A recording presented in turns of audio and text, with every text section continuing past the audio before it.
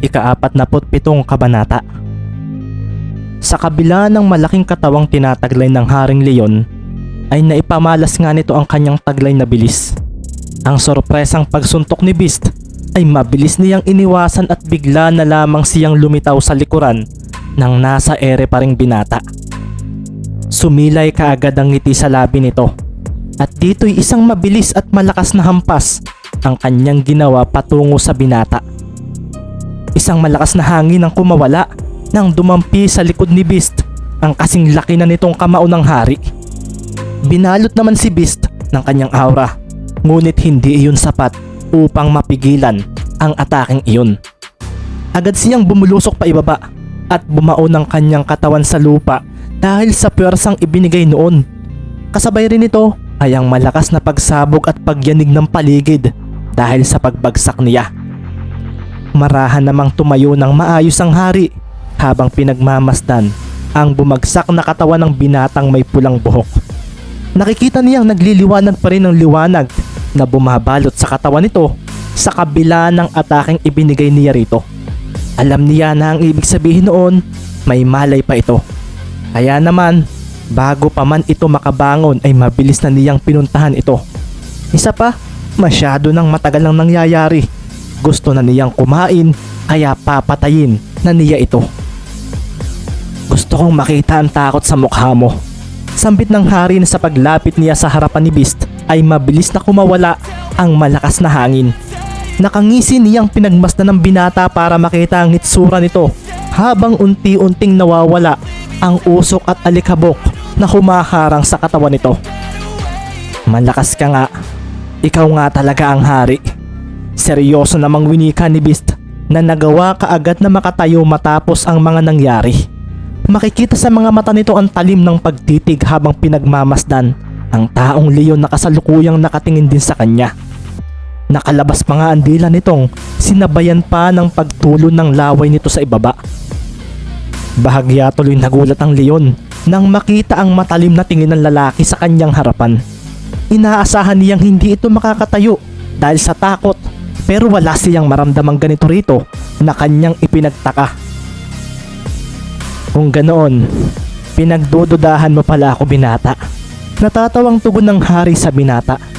Dito'y hindi na siya nagdalawang isip na patayin ito. Ikinuyom niya ang kanyang kanang kamao at isang mabilis na suntok ang ibinigay niya patungo sa lalaking nagliliwanag ang katawan. Isang napakalakas na pagyanig at pagkabitak ng lupa ang agad na naramdaman at nakita sa paligid nang tumama ang suntok ng hari sa lupa. Napakalakas na hangin din ang inilabas noon. Ang mga hayop na nanunood ay naalarma na lang dahil doon. Malakas ang suntok na yon. Sambit ni Beast na mabilis na tumalon pataas upang maiwasan iyon. Pero naging alerto siya dahil nakita niyang nakangising nakatingin sa kanya ang mata ng kanyang kalaban habang ang kaliwang kamao nito ay biglang bumulusok ng napakabilis palapit sa kanya. Walang kontrol sa ere si Beast, kaya ang naisip niyang paraan ay ang sabayan ito. Ikinuyom niya ang kanyang kamao at dito ay mabilis na nabalot ng silver aura ang bahaging iyon. Umiikot ang hangin sa palibot noon at sa pagdating ng malaking kamao ng Leon ay siya namang pagsalubong ng kanyang suntok dito. Isang hindi inaasahang pagsabog ang biglang nagpadagundong sa buong paligid. Ang malakas na hangin ay mabilis na kumawala at ang apoy na nasa hindi kalayuan ay namatay dahil dito. Kasama na rin ang mga kahoy na narito na bigla na rin lang nilipad papalayo. Hindi lang iyon ang naramdaman sa paligid. Sa tapat na lupa ng dalawa ay biglang nagkahukay dahil sa puwersa na mula sa kanila. Kasabay niyon ay ang malakas na pagyanig sa paligid na muling nagpaalarma sa lahat. Hindi ako mamakapaniwalang magagawa niyang masabayan ng hari. Sambit ng pinunong rhino na napahawak na lamang sa isang malaking puno na malapit sa kanya upang hindi siya tangayin ng hangin. Beast, sambit naman ni Freya na napanganga na lang sa ginawa ni Beast. Kasalukuyan niyang pinapagaling ang mga sugat ni Luke. Nakita rin nga ni Enma ang ginawa ng kanyang kasamahan sa taong Leon na nilalabanan nito at dito niya nakita ang kaibahan nila kumpara rito. Lumapag naman si Beast sa ibaba matapos iyon. Makikita rin na umuusok ang kanyang kanang braso matapos iyon. Dito niya mas lalong napagtanto na malakas talaga ang hari ng kagubatang ito dahil ang suntok na kanyang pinakawalan ay ito rin ang suntok na lumikha ng mahaba at malawak na pinsala sa dinaraanan nito. Ngunit ang sandaling iyon ay wala itong naging epekto sa hari at seryoso niya nga itong pinagbasdan pagkatapos. Wala ni isang galos na natamo ang kanyang kalaban. Tila wala lang ang ginawa niyang suntok na biglang nagpasabik sa kanyang mas lalo itong labanan. Malakas ang pinakawalan mong suntok na iyon at hindi ka panipaniwalang magagawa mong sabayan ng sarili kong suntok. Sambit ng hari na seryosong pinagmamasdan ng kanyang kamao. Tila nararamdaman pa niya ang pwersang ibinigay ng kamao ng lalaking nasa kanyang harapan. Isa pa, nasa ere ito nang gawin niyon. Kung tutuusin ay mas nakakalamang siya. Pero hindi niya ito nagawang patalsikin gamit ang kanyang pwersa. Para sa kanya, ito ay isang malinaw na ebidensya na ang lalaking ito ay nagtataglay ng isang hindi basta-bastang lakas at kapangyarihan. Hindi rin siya natatakot sa akin. Siguro'y dapat akong mag-ingat. Wika pa ng hari na bahagyang pinagmasdan si Beast sa kanyang harapan. Nanatili ang liwanag na nagmumula rito at nakikita pa rin niya ang talim ng mga tingin nito sa kanya. Dito na bumuntong hininga ang taong leyon. Ikinalma niya ang kanyang sarili at dito na siya sumeryoso. Kasabay noon ay ang biglang pagkawala ng hangin sa paligid. Marahan niyang iginalaw-galaw ang kanyang braso at binti. Kung malakas ang nasa harapan niyang ito, gusto niyang bigyan ito ng isang magandang laban. Kakalimutan muna niya ang kanyang gutom sapagkat ni minsan ay hindi pa siya nakakaranas ng isang labang tulad nito. Kinikilala ko ang taglay mong lakas, kaya naman ipapakita ko sa iyo ang buo kong lakas. Bulalas ng hari at ang hangin ay mas lumakas ng ilang ulit kumpara sa normal. Bahagyang umatras ang isang panang hari at ang kanyang mga kamay at braso ay biglang gumalaw. Dito ay isang porma ang ipinakita niya kay Beast. Ang kanyang porma para sa isang seryosong duelo. Nakaramdam nga kaagad si Beast ng pagbabago sa presensya nito. Alam niya na seseryosohin na siya ng kanyang kalaban na siya namang ikinagalak niya. Imbis na siya ay mangamba sa kanyang kalagayan, ay mas nagustuhan pa niya ito lalo. Parte ito ng pagsasanay at kung hindi ko ito matatalo, sambit ni Beast sa kanyang sarili matapos na huminga ng malalim at marahang bumuntong hininga. Ikinalma niya ang kanyang isip at alertong pinagmasdan ang kanyang kalaban. Hindi ako karapat-dapat na lumahok sa tagisan kung hindi ko ito matatalo. Dito'y kumawala rin ang hangin mula sa kanyang kinatatayuan. Dumaloy ng maayos ang kanyang aura sa buo niyang katawan at ang kanyang sarili ay inihanda niya para sa isang matinding laban. Ilusyon man ito o hindi, ito ang ituturing niyang pinakamalakas sa lahat ng kanyang nakalaban. Sabay na naglaho ang dalawa at ang lahat ay nagulat nang makitang nasa ere na ang mga ito. Si Beast at ang hari ng kagubatan ay sabay na nagpakawala ng malakas na suntok sa isa't isa. Nagtama iyon at lumikha kaagad ng malakas na hangin, humampas kaagad sa ibaba. Pagkatapos noon ay muli silang naglaho at muling nagpalitan ng suntok sa kabila namang bahagi ng lugar na iyon. Ang gabing iyon ay hindi malilimutan dahil dalawang malalakas ang biglang nagkita at naglaban. Ika-48 kabanata. Nakipagsabayan si Beast sa lakas na tinataglay ng malakas na hari ng kagubatan. Mararamdaman nga sa paligid ang malakas na pwersang kumakawala sa bawat suntok na ibinibigay nila sa isa't isa. Makikita rin ang salitan at minsan ay sunod-sunod na pagbulwak ng malalakas na hangin sa paligid. Ang kagubatan ay paminsan-minsang ding yumayanig tuwing sabay silang lumalapag sa lupa. Malakas ka nga talaga at natutuwa akong makaranas ng ganitong laban. Nakangising winika ng hari matapos silang sabay na lumapag muli sa lupa. Makikita sa mga mata ng hari ang kaseryosohan nito at kalmado pa rin itong pinagmamasdan ang kalabang binata. Pero mukhang napapagod ka na sa pagsabay sa lakas ko, binata. Dagdag pa niya na mas ikinangisi niya lalo. Napansin niya ito matapos ang ilang minuto nilang pagpapalitan ng suntok at mga atake mula sa iba't ibang lugar. Halos pantay ang kanilang bilis at lakas, ngunit mukhang nakita ng hari ang kanyang paglamang nang makita ang paghingal ng binata sa kanyang harapan. Sa kabilang banda, nakatayo pa rin si Beast at ang aura nitong Silver ay nananatiling nakabalot sa kanyang katawan. Subalit, mapapansin dito ang malakas na paghingal sa kanyang dibdib. Kahit na palagi siyang nag-iensayo, nakaramdam pa rin siya ng labis na pagod dahil sa kanyang pakikipagsabayan sa kalabang alam niyang higit na mas malakas sa kanya. Isa pa, halos kalahating oras niyang ginawa ang bagay na ito. Hindi ko pa siya tinatamaan kahit isa, pero tila walang kapaguran ang isang ito. Sambit ni Beast sa sarili matapos huminga ng malalim. Ilang minuto siyang nakipagsabayan dito at kung hindi niya pinilit sabayan ito, ay baka tumama sa kanya ang malalakas nitong mga suntok. Ngunit ikinalma pa rin ni Beast ang kanyang sarili. Kailangan niyang kayanin ang lakas ng kanyang kalaban at kahit wala siyang ideya kung paano ito tatalunin, gusto niyang ibigay ang lahat ng kanyang lakas laban dito. Gusto niyang malaman kung hanggang kailan siya sasamahan ng kanyang silver aura na nananatiling nagliliwanag. Siguro, bibigyan kita ngayon ng isang atakeng hindi ko pa ginagawa. Kung inaakala mong suntok lang ang kaya kong gawin. Seryosong winika ng hari at bigla itong tumalon pa itaas na siyang ikinaalarma ni Beast. Mula sa itaas, biglang hinampas ng hari ang hangin gamit ang kanyang mga kamay.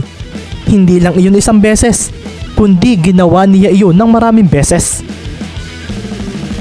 Nakaramdam si Beast ng kakaibang paglakas ng hangin. Wala siyang nakikita pero alam niyang may mangyayari sa ginawang iyon ng hari.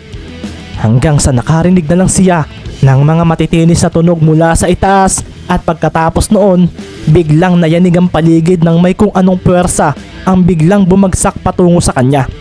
Sunod-sunod ang malakas na puwersang bigla na lamang bumulusok patungo sa kanya at hindi iyon basta-basta dahil ang unang tumama sa kanya ay nagawa siyang pabagsakin sa lupa. Nayanig ang buong paligid ng rumagasa pa ibaba ang malalakas na puwersa mula sa hampas na ginawa ng hari mula sa itaas. Sa lakas noon ay nagkabutas-butas ang lupa at si Beast ay halos ibaon na nito dahil sa sobrang lakas ng puwersang nagawa nito.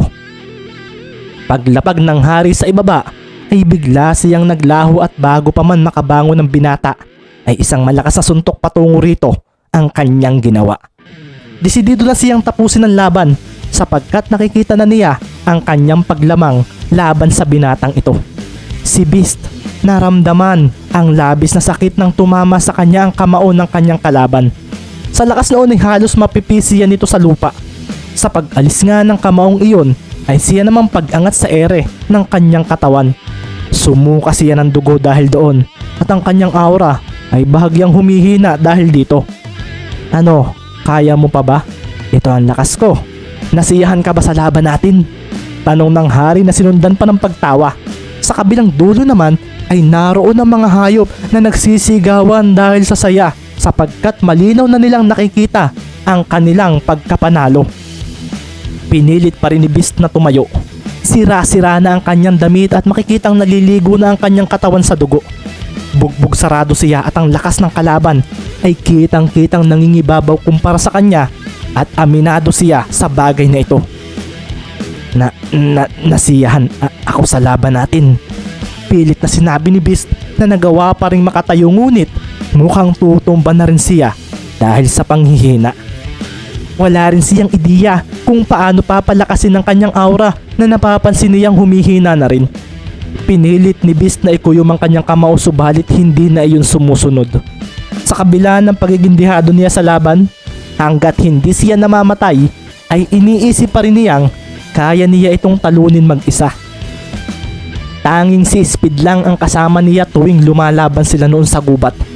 Tanging si Speed lang din ang nasa likod niya para pabagsakin ng ilang individual na nakakasagupa nila noon sa labas ng gubat laban sa mga nagtatangkang pasukit sirain ang kanyang tinitirhang ito. Pero dahil wala si Speed, para kay Beast ay kailangan niyang lumaban mag-isa. Sa oras na hindi niya kasama ang kanyang kaibigan, ito ang sandaling nararamdaman niyang siya ay nag-iisa. Kapag wala ang kanyang kaibigang ito, ang kanyang sarili lang ang kanyang kinikilalang kakampi sa oras ng kagipitang tulad nito. Hanggat humihinga ako, hindi pa ako talo. Napangisi naman ng hari nang makitang nananatiling walang takot ang mga mata ng binata sa kanyang harapan. Kahit malinaw na ang kanyang pagkapanalo, ay hindi man lang niya makita sa mukha nito ang pangamba o anumang pagsuko. Kamatayan. Mukhang ito na lang ang naiisip kong mag-aalis ng tapang sa mga mata mo, sabi ng hari na huminga muna ng malalim. Pagkatapos ay bigla na lamang siyang tumalo ng napakataas na nagawa pang lumikha ng malakas na pagyanig sa ibaba. Napakataas na ng hari at sa kabila ng bigat nito ay nakakaya nitong tumalo ng ganito kataas. Dahan-dahang bumagal ang pagtaas ng taong leon at nang magsimula na siyang bumaba ay mabilis niyang ikinuyom ang kanyang kanang kamao. Mula sa itaas, isang bumubulusok na suntok ang ibinigay niya laban kay Beast na makikitang nangihina na. Ito na ang katapusan mo. Sambit ng hari at tila isang bulalakaw mula sa langit ang biglang bumagsak sa lupa. Nakita ni Beast ang pagbulusok sa kanya ng malaking taong leon sa kanyang itaas. Sa bilis nito ay alam niyang hindi na niya ito maiiwasan, kaya ang tanging niyang magagawa ay ang ikuyom din ng kanyang kanang kamao. Kung mamamatay siya rito ay ayos lang para sa kanya, dahil ibig sabihin nito ay narating na niya ang kanyang limitasyon. Ang mahina na niyang aura ay napunta lahat sa kanyang kamaong iyon.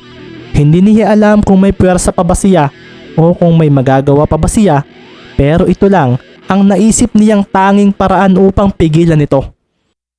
Nararamdaman na nga niya ang pagdating ng kamao ng leon dahil napakalakas na ng hangin na tila itinutulak lalo siya pailalim sa lupa. Pero gamit ang natitira niyang lakas at enerhiya ay bigla niyang ibinaba ang kanyang kanang kamao. Pagkatapos ay isang suntok pa itaas ang kanyang ginawa upang salagin ang napakalakas na suntok ng kalaban mula sa itaas. Isang malaking liwanag ang biglang sumabog nang magtagpo ang kamao ni Beast at ng hari. Isang napakalakas na hangin din ang kumawala matapos iyon at ang lahat ng nasa paligid ay nilipad palayo. Ang lupa ay nagkahukay at nagawa nitong payanigin ang paligid dahil sa impact ng kanilang ginawang iyon. Napangisi ang hari dahil nakita niya ang pagkaubos ng aura ng binata. Naramdaman niyang nawala ang pwersa nito kaya ito na ang kanyang ginamit na pagkakataon upang ito'y tapusin gamit ang isa pang suntok mula sa kanya. Nagawa mo akong mapigilan pero katapusan mo na. Nakangising winika ng hari na agad na lumapag sa lupa habang ang kaliwa namang kamao nito ay agad na umarangkada patungo sa nanghihina ng si Beast. Subalit ng sandaling tatama na ang kamao ng hari sa katawan ni Beast ay isang malakas na pagsabog ang biglang kumawala mula sa mukha ng hari. Kumalat sa hangin ng napakaraming asul na apoy habang ang paligid ay mabilis na nabalot ng usok, kasabay rin ito ang hindi maipaliwanag na pag-init dito. Kasabay rin noon ay ang paglampas ng dalawang manipis na berdeng guhit sa katawan ng taong leon. Umikot ang isang matalas na hangin sa katawan nito at kasabay noon ay ang pagkayap ng isang pahabang sugat sa sikmura nito. Hindi iyon malalim ngunit nagawa nitong sugatan ang katawan ng hari.